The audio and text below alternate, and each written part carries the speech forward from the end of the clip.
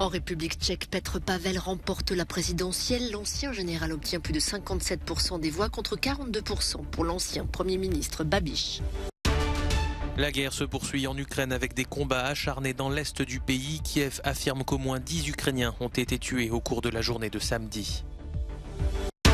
Nouvel attentat à Jérusalem-Est. 2 personnes ont été blessées. L'assaillant était un Palestinien de 13 ans. Le drame intervient quelques heures après l'attentat contre une synagogue. Sans surprise, Petr Pavel sera le prochain président de la République tchèque. Le général à la retraite de 61 ans remporte le second tour de la présidentielle avec un peu plus de 58% des voix contre près de 42% pour l'ancien Premier ministre Andrej Babiš. Sur scène devant ses sympathisants, l'ancien héros de guerre a remercié tous les électeurs qui ont voté et ainsi honoré la démocratie. Il s'est engagé à rétablir l'ordre dans son pays. Il a promis d'être un président indépendant, non influencé par la politique des partis et d'appuyer la candidature de Kiev pour devenir membre de la famille européenne. Le nouveau président prêtera serment le 9 mars prochain. Avec l'élection de Petr Pavel, la République tchèque aura à nouveau un président clairement pro-occidental. L'ancien général soutient l'introduction de l'euro, l'aide militaire à l'Ukraine et, comme il l'a dit pendant la campagne, la légalisation du mariage homosexuel.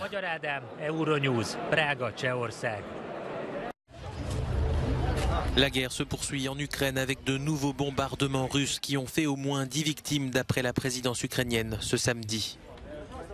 À Konstantinivka, dans l'est du pays, 3 personnes ont été tuées après des bombardements sur un quartier résidentiel, a indiqué le gouverneur régional de Donetsk, Pavlo Kirilenko. Les Russes ont endommagé 4 immeubles à étages, un hôtel, des garages et des voitures de civils, a-t-il précisé. Les villes et villages à portée de l'artillerie russe ayant subi le plus de dégâts. L'armée ukrainienne a affirmé de son côté avoir tué 109 soldats russes et en avoir blessé 188 en une journée lors de combats qui seraient survenus jeudi autour de Vuhledar, à une 50aine de kilomètres au sud-ouest de Donetsk.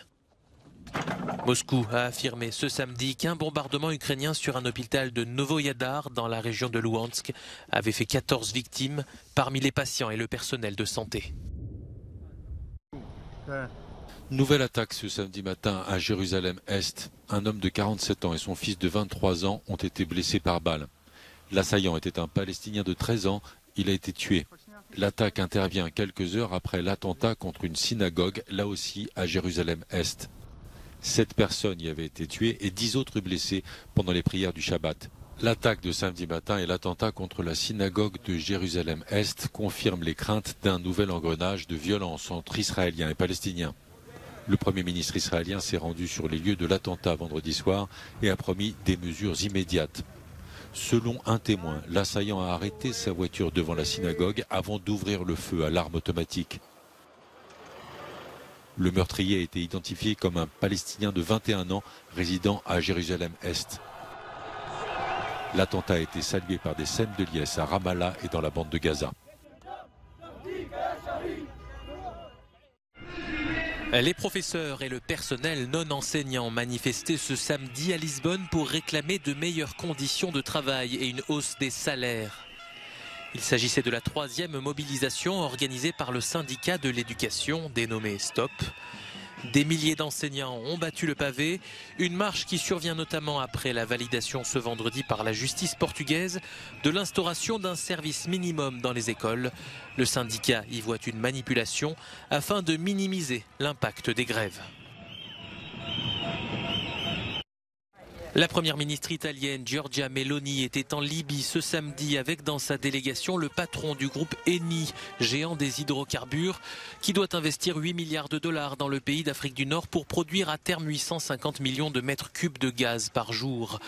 L'Italie est en quête de nouveaux approvisionnements en hydrocarbures après l'arrêt des livraisons de gaz russes. Reçue par le Premier ministre du gouvernement basé à Tripoli, reconnu par l'ONU, la chef du gouvernement italien devait aussi évoquer la question migratoire. L'Italie subissant des arrivées massives de migrants clandestins depuis la Méditerranée.